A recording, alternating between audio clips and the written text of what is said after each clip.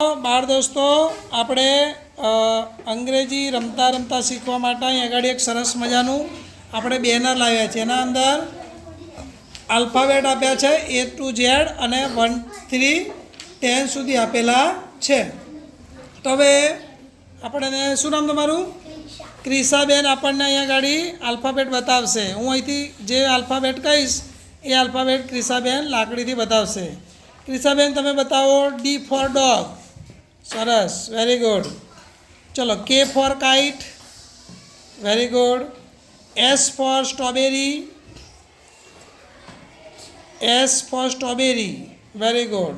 ચલો, B for ball, સરસ। J for jug, સરસ।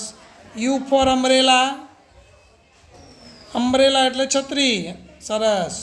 ચલો, G for grapes, very good.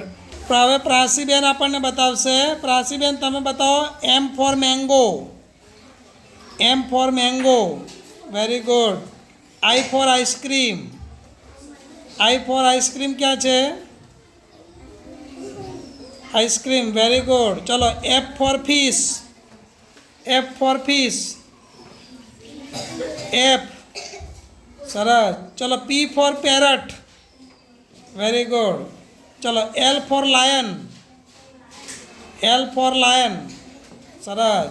ચલો, C for cat, ચલો, A for apple, very good. R for rose, R for rose, W for watch, સરસ। હવે H for horse, H for horse, સરસ, very good. ભાઈ તમે બતાવો। D for dog, very good. ચલો, O for owl, very good. W for watch, Z for zebra, N for nest, F for fish, E for elephant, C for cat,